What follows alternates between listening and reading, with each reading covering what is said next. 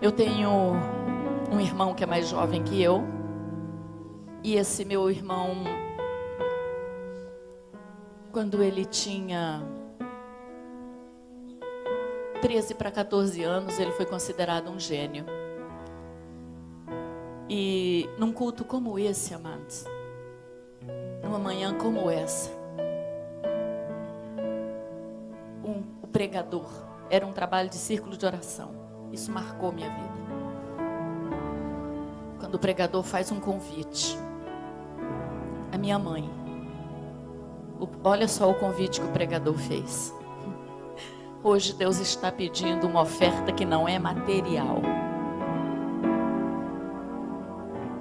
Quando ele faz esse convite, minha mãe vem primeiro para o altar. Minha mãe vem, primeira que veio para o altar ali. E quando ela está ali ajoelhada, eu chego ali e me abraço com ela e eu disse: mamãe, o que é que você veio doar? O que você tem que não é material?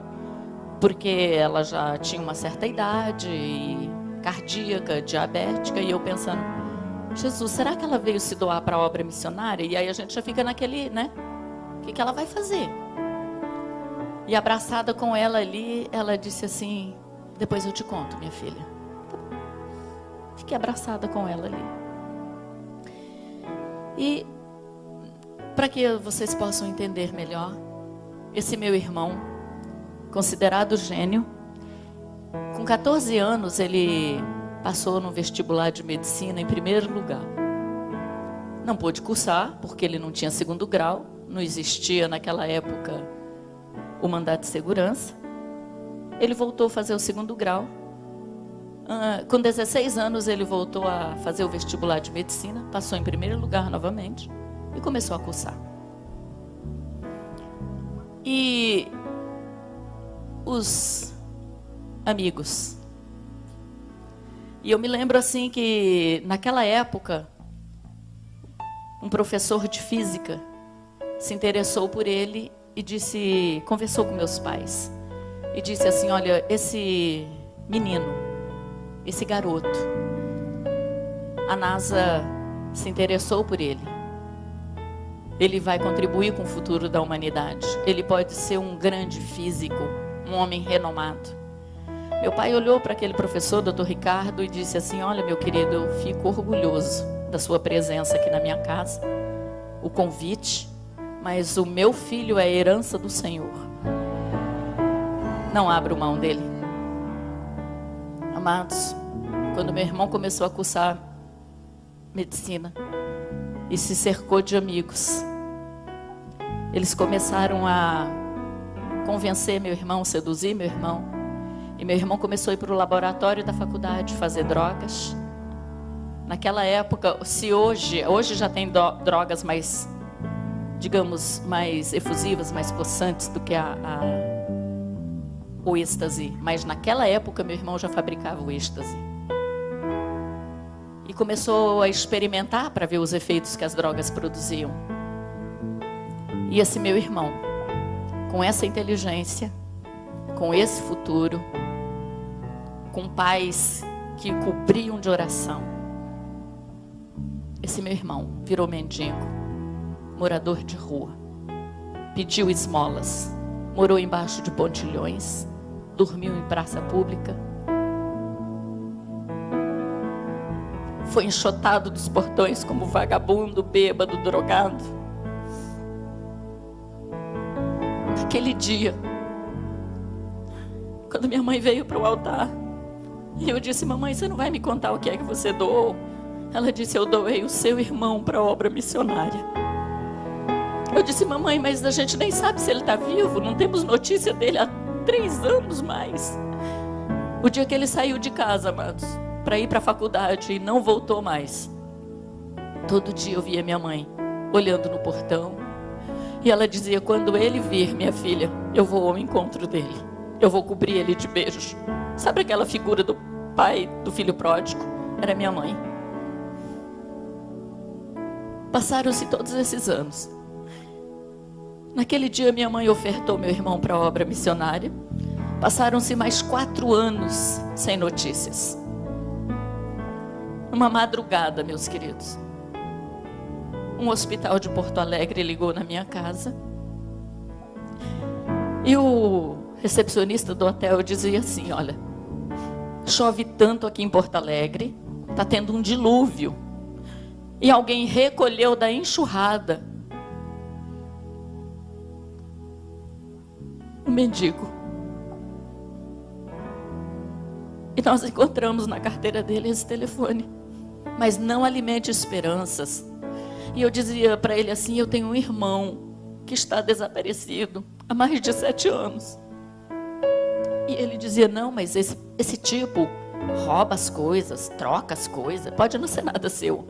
Minha mãe, eu falando baixinho, minha mãe já na extensão: Deus, tu és maravilhoso. Deus, tu és poderoso. Deus, tu és Deus fiel. E o rapaz dizia: o que está acontecendo, moça? E eu dizia: não, é que eu tenho um irmão, minha mãe e tal. No outro dia de manhã, minha mãe foi para Porto Alegre. E eu marquei com ela um horário para a gente se falar lá na recepção do hotel, do hospital. Quando eu liguei, eu disse: mamãe, é o Noé? Ela disse: é, minha filha, é seu irmão. Eu disse: como é que ele está? Tá bem, tá bem. Mas não foi recolhido da enxurrada? Foi. O rapaz disse que ele estava com o pulmão, talvez ele não sobrevivesse até hoje, porque está com o pulmão cheio de água, está todo comprometido. Não, minha filha, está bem. Não tem unhas, não tem dentes, não tem cabelos, não vê, não fala, não fica em pé, tem ferida dos pés à cabeça. Mas está bem. Mãe, está vivo, minha filha. Ele está vivo. Bote a mão assim no seu coração, ó. Você está sentindo ele bater? Está vivo. Tem esperança. Há esperança para a árvore, ainda que seja cortada.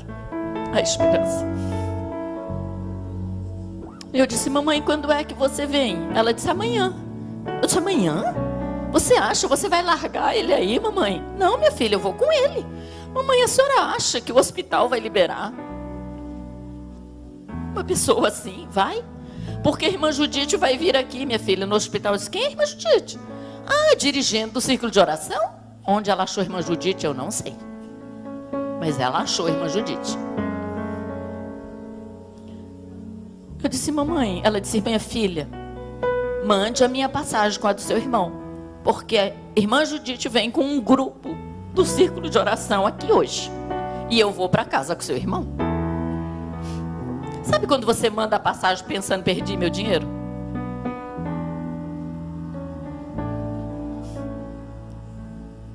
As irmãs, irmã Judite e as irmãs foram no hospital aquela tarde. Fizeram um clamor tão poderoso que o segurança do hospital botou elas para fora. Por quê, amados? Porque enfermeiras aceitaram Jesus? Porque enfermeiros foram batizados com o Espírito Santo? Porque médico aceitou Jesus ali? E no outro dia minha mãe foi com meu irmão para Londrina. No outro dia meu irmão foi com a minha mãe para Londrina. Quando chegaram em Londrina, eu fui ao médico com eles, um neurologista famosíssimo, naquela época era a sumidade da América Latina.